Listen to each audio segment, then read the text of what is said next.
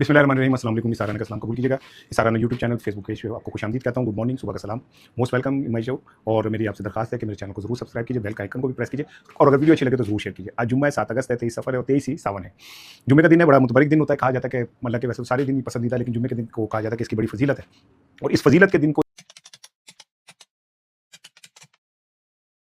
भी गवा करके मैं अल्लाह से दरख्वास्त करता हूँ उसकी बारगाह में कि अल्लाह ताला ये दिन मेरे देखने वालों की ज़िंदगियों में बेहद खुशगवारियत, बेहद आसानियाँ और आसूदगी लेके आए। अगर कोई मेरा दोस्त किसी बीमारी का शिकार है तो उसे सेहत अल्लाह ताला अता फ़रमाए, कोई माली मुश्किलात हैं तो वो मसला हल कराए, कारोबारी मसला है वो भी हल कराए, कहीं नौकरी का मसला है वो भी हल कराए, कोई रिश्तों में पेचीदगी अल्लाह ताला उसमें भी बेहतरी लेके आए। आप जिस काम में हाथ डालें अल्लाह ताला आपका हामी और नासिर हो।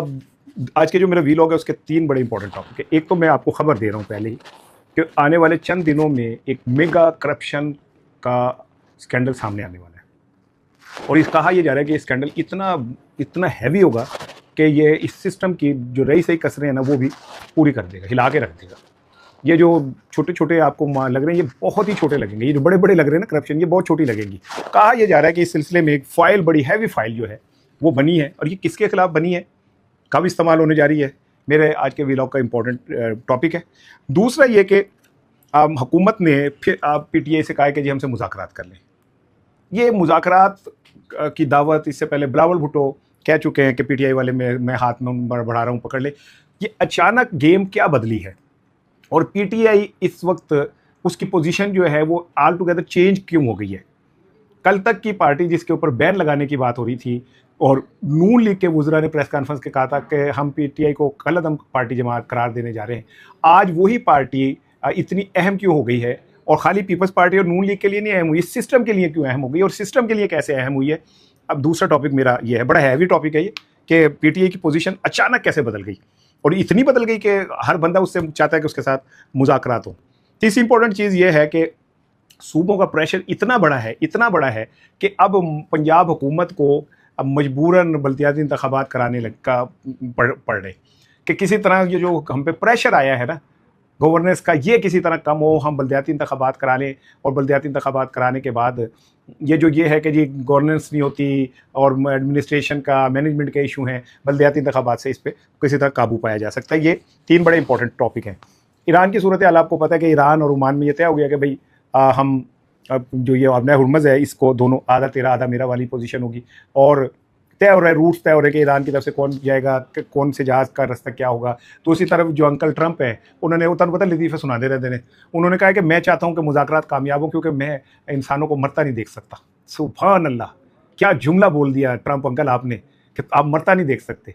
और दुनिया में सबसे ज़्यादा हलाकतें ईरान अमेरिका ने की है, दुनिया में सबसे ज़्यादा इंसानों का कत्लेआम अमेरिका ने किया। हिरोशिमा, नागासाकी, वियतनाम, इराक, शाम, लेबनान, उर्दन, मिस्र, लीबिया, अफगानिस्तान, ईरान, पाकिस्तान। कहते हैं हम इंसानों को मरता नहीं देख सकते। वाह बल्ले बल्ले भी। वैसे सुबह सुबह यकीन करें मेरा मूड अच्छा कर दिया ट्रंप अंकल ने, ऐसी बात की है कि मेरा हादसा नहीं रुक रहा। और मैं तो हैरान हूँ कि इस पर अभी तक शहबाज शरीफ साहब ने ये नहीं कहा कि ट्रंप साहब ने जो बयान दिया है इसके ऊपर इन्हें आलमी अमन अवार्ड मिल जाना चाहिए। कुछ भी कह सकते हैं लेकिन अब वो कहेंगे नहीं, उन्होंने गल थोड़ी जी मुक जी गई है। सऊदी अरब गए अपना इक़्तिदार बचाने के लिए, कहा जा रहा है कि उसे जाके मिंतर करेंगे, आर्मी चीफ साहब भी साथ गए हैं, शायद वहाँ पे कोई दोस्त बैठ के कोई बातचीत करा दी जाए, हो जाए। लेकिन इसके बावजूद भी अब एक बात को समझे, एक बंदा गाड़ी बस चला रहा है और ड्राइवर अचानक कहता है कि लो जी भाईजान गल है कि बस के ना अब ब्रेकें फेल हो गई हैं और भाईजान इसका टायराइड भी खुल गया और ऐसे पिछले 2 टायर भी पाट गए ने, आगे खाइयाँ हैं, तो क्या कहते हैं मेरे हाथ से स्टीयरिंग भी निकल गया है। लेकिन बस जो है ना वो पहुंचेगी अपने अड्डे पे। तो कैसे पहुंचेगी भाई, मुसाफिर रहता तो इतना करता भाई। एक बस जिसके टायर भी बस हो गए हैं, जिसका टायर हाइट भी खुल गया है, जिसके ब्रेकें भी फेल हो गई हैं, वो खाइयों में जा रही है, तो कैसे बचेगी ये सिस्टम। जो जब वो खुद वो एक ड्राइवर जो है इस सिस्टम का, वज़ीर दाखिला साहब फरमाते हैं कि भाई ये सिस्टम कोलैप्स कर गया, तो फिर तो मतलब कोलैप्स कर गया। उसके बाद वो अगर वो कहे जिस नहीं सवारियाँ बेफिक्र हैं, कुछ नहीं होगा और क्लीनर को भी कुछ नहीं होगा, अंदर ही बैठा रहेगा, भाई नहीं रहेगा। जब ये बात होगी तो बाहर अब इस सऊदी अरब गए, देखिए वहाँ पे क्या होता है क्या नहीं होता। लेकिन जो बताने वाले कह रहे हैं कि जी आने वाला वक्त बड़ा ही खौफनाक है। वो कहते हैं जी ये जो नून लीग ने एक बयानिया बनाया गोगी का, फरा गोगी का, और उसमें कहा कि जी बड़ी करप्शन उसने की और फिर उसके बाद बुजदार के ऊपर डाला गया कि उसने बड़ी करप्शन की। तो अब ज़रा पहले मैं इस करप्शन की तरफ आ जाऊँ। मैं किसी करप्ट के साथ नहीं खड़ा, फराग गोगी हो, बुजदार हो या कोई भी हो, लेकिन उस पर इल्ज़ाम फराग गोगी भी है कि जी उसने ट्रांसफ़र पोस्टिंग के पैसे लिए। कितने के लिए ले होंगे यार? 2 करोड़, 3 करोड़, 5 करोड़, 10 करोड़, 20 करोड़। मैं कहता हूँ चलो जी 50 करोड़, 100 करोड़। और भाई आपने तो एक तैयारा 1200 करोड़ का खरीद लिया। उन्हें सारी ज़िंदगी जितनी करप्शन की थी उतना तो उसका आपने तैयारा लिया। लेकिन बताने वाले ये बता रहे हैं, मेरी किसी से बात हुई बड़े बारसूख आदमी से, वो नहीं था, इस्टेब्लिशमेंट में से कोई नहीं था, लेकिन वैसे बड़ा बारसूख है, हमें ना नहीं लाना, मालूमात हैं। उन्होंने कहा जी करप्शन बहुत बड़ी आने वाली है। मैं कहा जी साफ पानी सुथरा पंजाब की।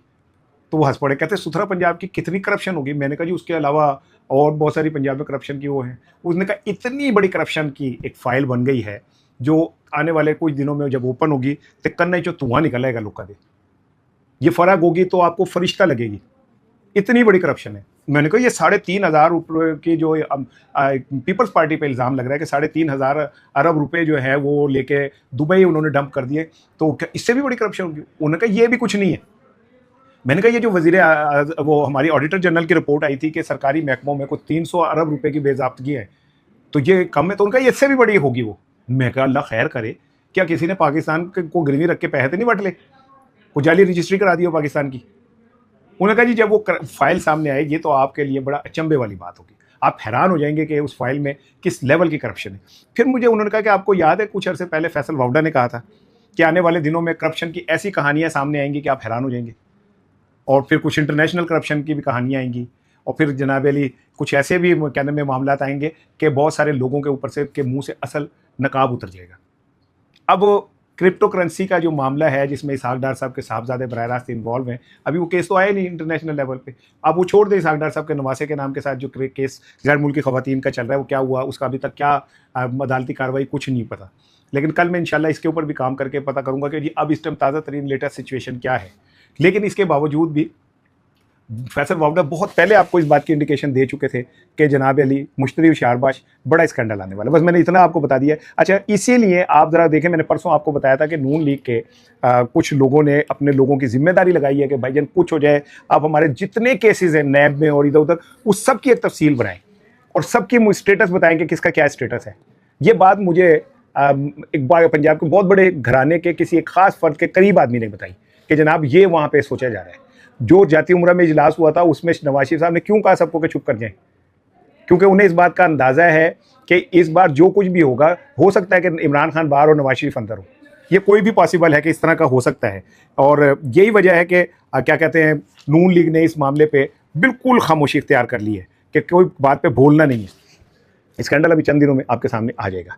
अच्छा जी, अब आ जाएँ गुज़िश्ता रोज़ना जो PTI के चीफ है आमिर डोगर, उन्होंने अयाज सादिक साहब से मुलाकात की, स्पीकर कौमी असम्बली से। इस मौके पे चौधरी डॉक्टर फजल इलाही चौधरी साहब भी वहाँ पे मौजूद थे, वज़ीर मुमलिकत थे। वहाँ पे वज़ीर मुमलिकत ने फजल इलाही साहब ने आमिर डोगर को कहा कि जी हम आपको एक दफ़ा फिर मुज़ाकरात की दावत देते, आप मुज़ाकरात करें। अब ज़रा आप समझें कि नून लीग जिसने अब से 2022 में एक प्रेस कॉन्फ्रेंस की थी वज़ीर इत्तलात ने, और उसमें उन्होंने कहा था कि PTI एक कलादम जमात है और उसका हमने फैसला सूली कर लिया है, बाज़ाब्ता ऐलान हम बाद में करेंगे। दूसरी जानिब पीपल्स पार्टी ने कहा था कि PTI एक मुल्क दुश्मन जमात है जो पाकिस्तान के इदारों पे हमला करती है, पाकिस्तान की साख को नुकसान पहुंचाती है।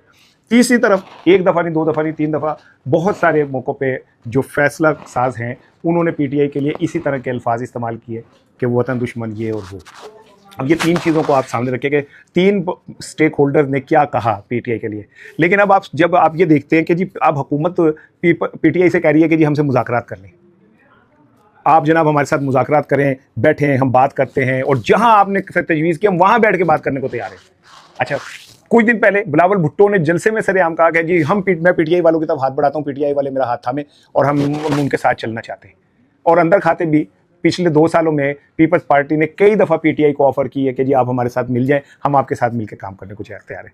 अब तीसरी तरफ जब ये सिस्टम लपेटे जाने की इतलात हो रही हैं तो कहा यह जा रहा है कि कौमी हुकूमत अगर बनती है तो PTI को भी लूप में रखा जाएगा। अब तीनों स्टेक होल्डर आज PTI उनके लिए इतनी इंपॉर्टेंट होगी कि तीनों चाहते हैं कि PTI उनके साथ बैठ जाए। PTI का मतलब कई बैरिस्टर गौर नहीं है ना, PTI का मतलब है कि सलमान अकरम राजा। PTI का मतलब वो है वो जो अडयाला में बंदा बैठा हुआ है वो। कुत्तों तो ना तो जो मर्जी करो वो ये तो है ही आप लोगों के साथ। इमरान खान की अहमियत इस गए हर रोज जाने गुजरते रोज के साथ उसकी अहमियत डबल होती जा रही है, उसकी इंपॉर्टेंस डबल होती जा रही है। अगर हामिद मीर ये कहते हैं कि अब वजीर दाखिला ने इमरान खान से मुलाकात की अडयाला में, तो किस सिलसिले में की होगी, ज़रा सोचिए आप। क्या मैंडेट होगा जिसकी वजह से उन्होंने जाके मुलाकात की होगी। इमरान खान की अहमियत का अंदाज़ा करें कि आज 3 वो क्वार्टर जो पीटीआई को और इमरान खान को ये कहते थे कि जी ये तो नाकाबिले कबूल है, आज वो उसके गिर्द चक्कर काट रहे हैं, उसके गिर्द चक्कर काट के उससे कह रहे हैं कि जी हमारे साथ इसके मामला किसी तरह ठीक हो जाए। इससे आप अंदाज़ा कर लें कि एक जेल में बैठा हुआ शख्स अपने इस्तकामत की वजह से 3 साल उसने जिस इस्तकामत से गुजारे, जिस मर्दानगी से गुजारे, जिस बहादुरी से गुजारे, उसका नतीजा ये कि आज उसके खिलाफ जितने इल्ज़ामात हैं ऐसे लगता है झूठ फुस। आज अवाम उससे मोहब्बत 2018 में इतनी नहीं करती थी जितनी आज इमरान खान से मोहब्बत करती है। वो लोग जो इमरान खान को कहते थे माइनस हो गए, आज इमरान खान के पीछे पीछे भागते फिर रहे। आज इमरान खान से वो चाहते हैं कि उनके किसी तरह इमरान खान से मामला तो उनके तय हो जाए। मैंने आपको तीनों चीज़ें तजिया के तौर पर पेश कर दी हैं, इनमें कोई भी चीज़ काबिल तरदीद नहीं है। अब आ जाए जी बल्दियाती इंतखाबात।